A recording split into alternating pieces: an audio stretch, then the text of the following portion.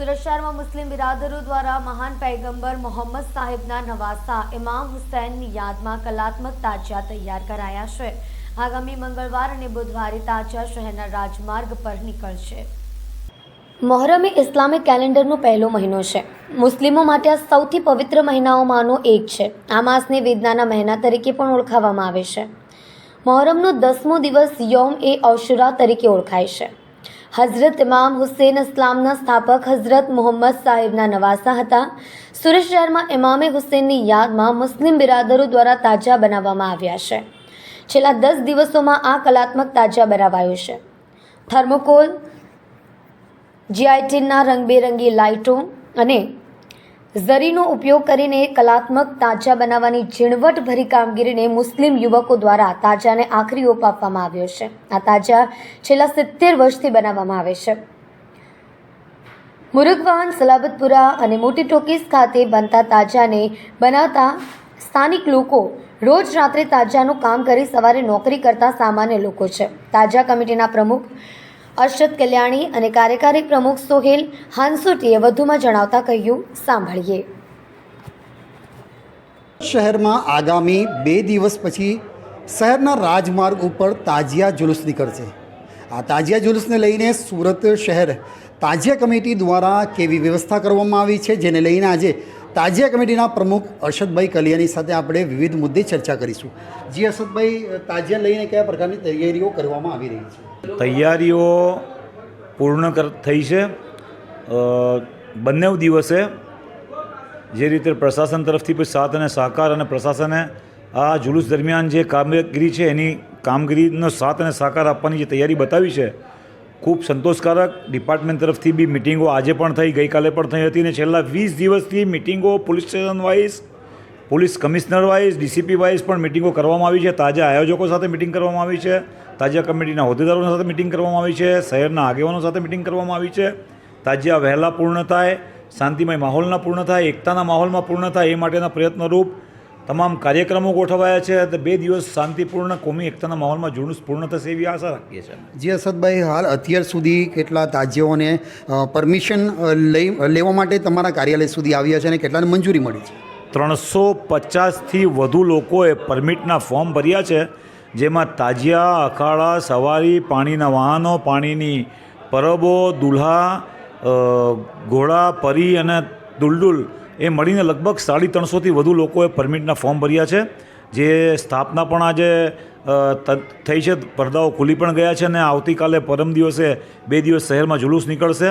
આ તમામે તમામ જે પરમિટ ધારકો છે પરમિટની સાથે પોતાના તાજિયાઓ રસ્તા ઉપર લઈને આવશે દર્શન માટે। જી અરશદભાઈ, અહીં તક તો વાત ઠીક છે, હવે કયા પ્રકારના સૂચનો તાજિયા કમિટી દ્વારા આપવામાં આવ્યા છે અને પોલીસ પ્રશાસન તંત્ર દ્વારા કયા પ્રકારના સૂચનો આપવામાં આવ્યા છે? તાજિયા કમિટી દ્વારા તાજિયા આયોજકોને અહીંયા ફોર્મ ભરવા આવતા હોય ત્યારે અને મિટિંગો કરતા હોઈએ છીએ અમે લોકો। તાજિયા જુલુસ વહેલું સ્ટાર્ટ થાય અને રાજમાર્ગ પર આવે, કારણ કે તાજિયા જોવા માટે આ સુરત શહેરની અંદર જિલ્લાઓમાંથી બી લોકો આવતા હોય છે। તાજિયા દર્શન માટે આવતા હોય છે, મન્નત ઉતારવા માટે આવતા હોય છે, બાધા માટે આવતા હોય છે, તો એ તમામ પાછા વહેલા ઘરે પોતાના જવાના હોય છે। એટલે ખાસ તો અપીલ એ હતી કે તાજિયા આયોજકો તાજિયા પોતાની થાનક પરથી રાત્રે શહાદતની રાત્રિએ પણ ઈશાની નમાજ બાદ તરત કાઢવામાં આવે અને રાજમાર્ગ પર આવી જાય।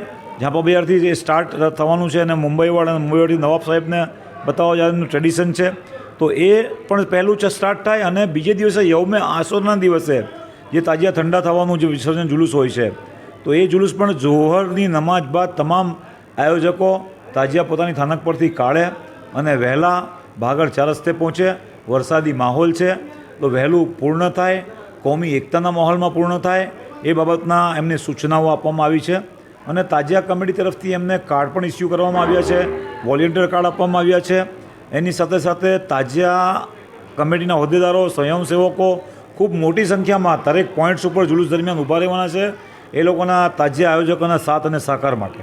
તો આ હતા અસદભાઈ કલિયાની કે જેઓ સુરત શહેર તાજિયા કમિટીના પ્રમુખ છે અને તેઓએ જે પ્રશાસને અને પોતે જે અપીલ કરી છે કે હાલ વરસાદી માહોલ છે ને વરસાદી માહોલમાં તાજિયા આયોજકો વહેલી તકે રસ્તા ઉપર નીકળી પોતાના તાજિયા લઈને પરત સમયસર પરત થઈ શકે, જેને લઈને ઘણી સૂચનાઓ પણ આપવામાં આવી છે. કેમેરામેન રફીક શેખની સાથે શરીફ શેખ, સુરત. બિહારના હાજીપુર જિલ્લાના મહેનાન પોલીસ સ્ટેશનમાં લૂંટના ગુનાના વોન્ટેડ આરોપીને સુરતની સચિન જીઆઈડીસી પોલીસે ઝડપી પાડ્યો હતો.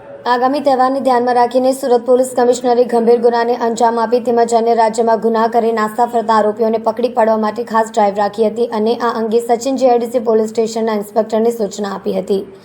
જે સૂચના અનુસંધાને સચિન જીઆઈડીસી પોલીસ સ્ટેશનના ઇન્સ્પેક્ટરના માર્ગદર્શન હેઠળ સર્વેલન્સ પોલીસ સ્ટાફ તેમજ ટેકનિકલ સર્વેલન્સની મદદથી પોલીસ માણસો પેટ્રોલિંગમાં જોડાયા હતા. તે સમયે ખાનગી ક્ષેત્રે બાતમી મળી હતી કે બિહારના હાજીપુર જિલ્લાના મહાનાર પોલીસ સ્ટેશનમાં લૂંટના ગુનાના વોન્ટેડ આરોપી બરફ ફેક્ટરી પાસે આવ્યો છે. પોલીસની મળેલી માહિતીને આધારે આરોપી ગંગા ઉપેન્દ્ર રાય યાદવને ઝડપી પાડી વધુ પૂછપરછ કરી હતી. સુરતના પાલનપુર પાટિયા ખાતે આવેલ સ્મશાલ સર્કલ પાસે સ્વામિનારાયણ સંપ્રદાયના લંપટ સાધુ વિરુદ્ધ પ્રદર્શન શરૂ થયું છે. વડતાલ સ્વામિનારાયણના હરિભક્તો દ્વારા પોસ્ટર વિરોધ કરવામાં આવ્યું છે. સ્વામિનારાયણ સંપ્રદાયમાં બાળકો સહિત મહિલાઓના થઈ રહેલા શોષણની સામે સિદ્ધાંત હિત રક્ષક સમિતિ મેદાને ઉતરી છે. ત્યારે આ સમિતિ દ્વારા સંપ્રદાયમાં પેસી ગયેલા લંપટ સાધુઓને બરતરફ કરવાની માંગ સાથે રાજ્યભરમાં વિરોધ પ્રદર્શન થઈ રહ્યું છે. ત્યારે સુરતમાં પણ હરિભક્તો રસ્તા પર ઉતરીને હાથમાં પોસ્ટર્સ લઈને પ્રદર્શન કરતા જોવા મળ્યા હતા. સ્વામિનારાયણ સંસ્થાના બની બેઠેલા લંપટ સાધુ વિરુદ્ધ પ્રચાર કરવામાં આવી રહ્યો છે. પાલનપુર પાટિયા ખાતે આવેલા મશાલ સર્કલ પાસે વિરોધ પ્રદર્શન કરવામાં આવ્યું હતું. વડતાલ સ્વામિનારાયણના હરિભક્તો દ્વારા પોસ્ટર લઈને વિરોધ પ્રદર્શન કરવામાં આવ્યું હતું. લંપટ સાધુના વિરોધમાં પ્રચાર કરવા સુરતથી 300 લોકો રવાના થશે, જેઓ ગામડે ગામડે જઈને લોકોને લંપટ સાધુઓ વિશે સમજાવવામાં આવશે. ઘનશ્યામ પરમાર નામના હરિભક્તે કહ્યું, 1 મહિનાથી અમે આવેદનપત્ર આપીએ છીએ. યૌન શોષણ કરતા લંપટ સાધુ સામે વિરોધ કરી રહ્યા છે. અમારો અવાજ દબાવવા માટે ફરિયાદ કરવામાં આવે છે. સાધુ નૌતમ સ્વામી, હરિજીવન સ્વામી, દેવપ્રકાશ સ્વામી, સંત વલ્લભ સ્વામી, પીપી સ્વામી જુનાગઢ, ભગવત પ્રસાદ વિશ્વજીવન સ્વામી, માધવ પ્રસાદ અંકલેશ્વર, જે.કે. સ્વામી, ઘનશ્યામ કંડારી વિરુદ્ધ પ્રચાર કરવામાં આવશે. આવા લંપટ સાધુઓ સમાજ માટે ખતરારૂપ છે. સાધુને સંપ્રદાયમાંથી દૂર કરવાની માંગ કરી રહ્યા છે. મારું નામ ઘનશ્યામ પરમાર છે. હું સુરતથી સ્વામિનારાયણ સંપ્રદાયનો હરિભક્ત છું. વિરોધનું કારણ સ્પષ્ટ છે કે છેલ્લા 1 મહિનાથી સ્વામિનારાયણ સંપ્રદાયના કહેવાતા કલંકિત લંપટ સાધુઓને હટાવવા માટે સત્સંગી હરિભક્તોએ જે આવેદનપત્રો આપી અને મૂળ મંદિરના જે વહીવટકર્તાઓની સામે માંગણી મૂકી છે, એ માંગણી સંતોષાણી નથી. કોઈ પગલાઓ ભરાણા નથી અને ઉલટાના હરિભક્તોને એની લડાઈ, એમના અવાજને દબાવવા માટે ખોટી એફઆઈઆરો કરી અને હરિભક્તોને દબાવવાનો પ્રયત્ન કરી રહ્યા છે. એટલે હવે સમાજને જાગૃત કરી, સનાતન ધર્મ, હિન્દુ ધર્મના લોકો એને સૌને જાગૃત કરી અને આ સંતોને સંપ્રદાયમાંથી દૂર કરવા માટેની લડાઈ એ આ વિરોધનું મુખ્ય કારણ છે. લગભગ 300+ હરિભક્તો અહીંથી 4-વ્હીલર ગાડીના માધ્યમથી સમગ્ર ગુજરાતની અંદર ગામડે ગામડે, શહેરે શહેરે, જિલ્લે જિલ્લે, તાલુકા મથકોએ જઈ અને પ્રતિનિધિઓના મિટિંગો લઈને જાગૃતિનું અભિયાન આજથી ચાલુ થાય છે. લગભગ 50 કરતાં વધારે એવા લંપટ સાધુઓ છે, જેમાંના ઘણા બધા મહત્વના હોદ્દાઓ પર પણ છે. આ તમામને હટાવવા એ અત્યારની સમયની માંગ છે. સુરત શહેરમાં આગામી મહોરમના તહેવાર નિમિત્તે નીકળનાર તાજિયા રૂટ પર ખુદ પોલીસ કમિશનર અનુપમસિંહ ગહેલોતે અધિકારીઓ સાથે નિરીક્ષણ કરી રાઉન્ડ લીધો હતો. સુરત શહેરમાં આગામી તારીખ 16-17 જુલાઈ 2024ના રોજ દર વર્ષની જેમ મુસ્લિમ સમુદાય દ્વારા મહોરમમાં તાજિયા જુલુસનું આયોજન કરવામાં આવનાર છે, જેને લઈને પોલીસ કમિશનર અનુપમસિંહ ગહેલોત દ્વારા કાયદો વ્યવસ્થાના પ્રશ્નો ઊભા ન થાય તે માટે તાજિયા કમિટી સાથે મિટિંગ યોજી હતી. ત્યારબાદ ખુદ પોલીસ કમિશનરે તાજિયાના રૂટ પર ફૂટ પેટ્રોલિંગ કરી હતી.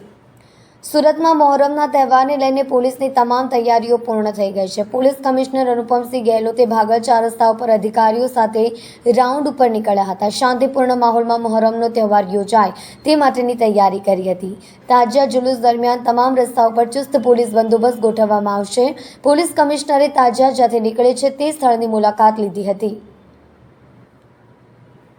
जी सर, आज भागड़ 4 रस्ता पे आए ભાગળ 4 રસ્તા પર અમે લોકો જો આવતીકાલે અને કતલના રાત મોહર્રમના તહેવાર નિમિત્તે અને પરમ દિવસે જો એ મોહર્રમમાં તાજિયાના જો જુલુસ નીકળવાના છે આ વિસ્તારમાં, તો બધા પોલીસ અને અમે લોકો બધા પેટ્રોલિંગમાં, ફૂટ પેટ્રોલિંગ જગ્યાઓ ઉપર, અંદર ગલીઓમાં ક્યાં જશે, કઈ રીતે રૂટ રહેશે, અમારા ડાયવર્ઝન ક્યાં કરવાના છે એના બધા સમીક્ષા કરવા માટે બધા અધિકારીઓ અને માણસો અહીંયા આવ્યા છે.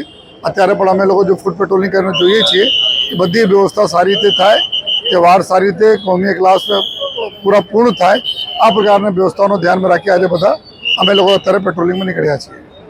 સુરતમાં ડાયમંડ વર્કર યુનિયન દ્વારા નવતર પ્રયોગ, રત્ન કલાકારો આપઘાત ન કરે તે માટે હેલ્પલાઇન નંબર શરૂ કર્યો છે.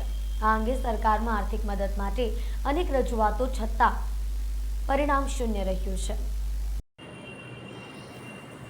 સુરતમાં હીરા ઉદ્યોગમાં છેલ્લા ઘણા સમયથી મંદીના કારણે રત્ન કલાકારો પાયમાલ થઈ ગયા છે, કેમ કે મોટી સંખ્યામાં રત્ન કલાકારો બેરોજગાર બન્યા છે. પ્રોડક્શન કાપને કારણે ઘણી જગ્યાએ અઠવાડિયામાં 2 રજા આપવામાં આવી રહી છે, જેને કારણે રત્ન કલાકારો ભારે આર્થિક સંકટમાં ફસાઈ ગયા છે. એક તરફ મોંઘવારી સતત વધી રહી છે, ત્યારે રત્ન કલાકારોના પગાર વધવાને બદલે સતત ઘટી રહ્યા છે, જેને કારણે કારીગરોને ઘર ગુજરાન ચલાવવામાં ભારે હાલાકી ભોગવવી પડી રહી છે. છેલ્લે કારીગરો હારી થાકી અને આપઘાત કરી રહ્યા છે, ત્યારે રત્ન કલાકારોને આપઘાત કરતા અટકાવવા માટે અભિયાન શરૂ કરવામાં આવ્યું છે.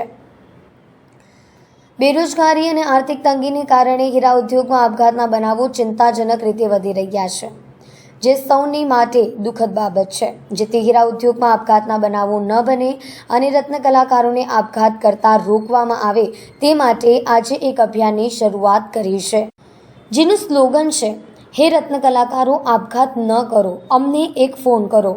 જેના માટે અમે 9239500009 હેલ્પલાઇન નંબર પણ જાહેર કર્યો છે. જી ભાઈ, જો હેલ્પલાઇન નંબર શરૂ કરાયો છે, કઈ પ્રકારે મદદ કરશે રત્ન કલાકારોને? છેલ્લા 16 મહિનાની અંદર 60 થી વધારે રત્ન કલાકારોએ ખાલી સુરતમાં સુસાઇડ કર્યા છે.